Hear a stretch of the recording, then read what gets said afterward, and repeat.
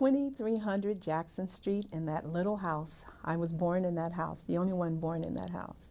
We had 2 bedrooms in our home, and I and my sisters, Janet and LaToya, slept in the living room. We had a couch that led out into a bed. My brothers slept in one room, and that room had triple bunk beds, and they slept on the bunk beds. And then my parents slept in the other room. Tito and Jermaine slept in one bunk bed. Marlon and Michael slept in a bunk bed together that they shared. And then Jackie slept in one. And then, of course, when Randy came along, he shared it with Jackie. We slept in the living room, the girls did. And we had a couch that led out into a bed, and we shared the bed. Janet used to sleep literally on my stomach when she was born. When you live in an area such as the area that we came from, you really don't think about that. I mean, poor, that was a way of life. We had plenty of food to eat, and we had clothes, went to school. We were like all the other kids in the area. When Michael was first born, he was like all the other kids. The only difference that he had as he began to get older was that he was extremely mischievous, rambunctious. He would do little things to annoy you, or for example, when he would get in trouble, he'd run from my mom if she wanted to chastise him, and he'd run up under the bed and hang on to the springs, and they couldn't get him out. They, meaning my brothers, they tried, but they couldn't do it. So she'd just say, leave him alone, wait till later. He'll come out sooner or later. He used to always make funny faces. If everybody was down or whatever, he'd walk in the kitchen and buck his eyes or whatever, and do something really crazy to make you laugh. He was just fun. He would always do funny things, anything for a laugh, anything for a laugh. And I remember in particular one time when I was at my mom's house, LaToya was always very persnickety about the way she kept her room. She had this beautiful, I think it was a white satin bedspread that she had just gotten on her bed.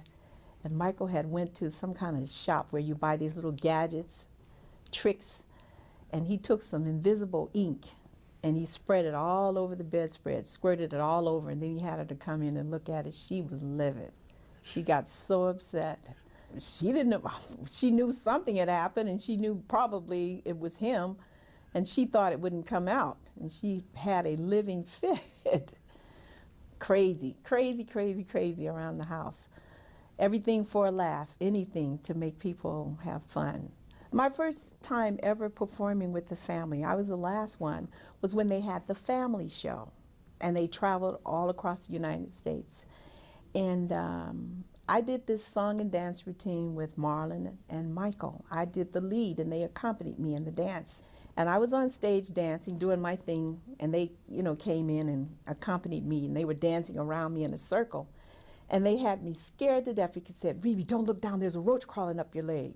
And I started screaming right while I was performing. And he started laughing, crazy stuff like that. While you're on stage in front of an audience, this goes on. I remember Michael getting chastised with the rest of my brothers by my father. And he was very strict. He was a strong disciplinarian. And he did not play.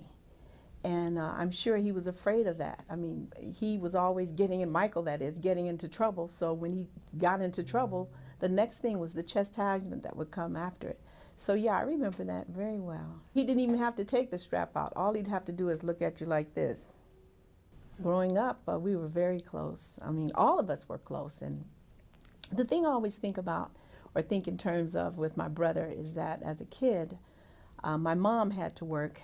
And that meant that for those that were at home, they had to have a babysitter. And I was in school, so there were times when I had to walk my brother to my grandmother's house before I went to school. And she would babysit him, and then I would go to school. He would perform and do the moves and routine that everyone else was doing, but then all of a sudden he would add a little bit of something in there different, catch you off guard. And that happened a lot of times when he had to perform before people too. And that was him feeling what he was doing. And I noticed that, and then not only that, just him getting into his routines and studying on his routines and trying to perfect what he was doing. I noticed that it came very easy for him because he loved it so much. And that's when I started noticing, and I'm sure everyone else did, how that there was a little bit of a difference, quite a bit of a difference, I should say, with his performing in the others. He was always tap dancing all over the house. He would, you know what he would do? He He would put on roller skates and skate around. This is so dangerous. Skate around the swimming pool to see how close he could come to it without going in. He would dance as he was doing it, and tap dancing too. Money that they would gather together from performing in the local area, he would take his money and save it, and Marlon would spend his. And then Michael saved so much of his money, he wanted to have his own little candy store. So he'd go down to the corner store, he bought candy, and he sold it at the house, or he called himself selling it. But I have to tell you, something that was really funny about it is Marlon would sneak and eat his candy when he wasn't watching. He was upset, he'd cry and chew him out about doing it. That candy store meant everything to him. When I first heard it, I couldn't believe it. And it was sort of exciting, and I went, wow, that's them? And I had to get used to the song, because even though it was a very big hit, your brother's singing on a record, on vinyl, and you hearing it is something totally different. But I thought it was great. I remember my mom didn't like it at first. She thought, I don't know, you know, that kind of attitude. But then, of course, everybody grew to like it. But it was a lot of fun listening to it, and it was something that was unreal. I can't even express how I felt. He was very close to my mother, and she was like a comfort to him, I think. They spent a lot of time together, and you know, at one point Michael was going through a stage where he had a serious acne problem, and it had gotten so bad that Michael was afraid to really look at people in the face and talk to them. I mean, when he talked to you, he'd look down, and my mother was sensitive toward that. I think because of her interest in wanting to help him, to give him the needed support that was necessary then, I think that caused a lot of the closeness. Because he was in the entertainment profession, and as many entertainers do, he wanted to look his best. He thought that definitely enhanced his features or his looks. And that's why I think he thought in the direction that he did. Oh, you can say that about just about every entertainer that's out there, or not every entertainer, but a great majority of them. They look fine, but they always think they can look better if they go and extend it another notch by having that done. So I guess it's what makes the person feel good themselves.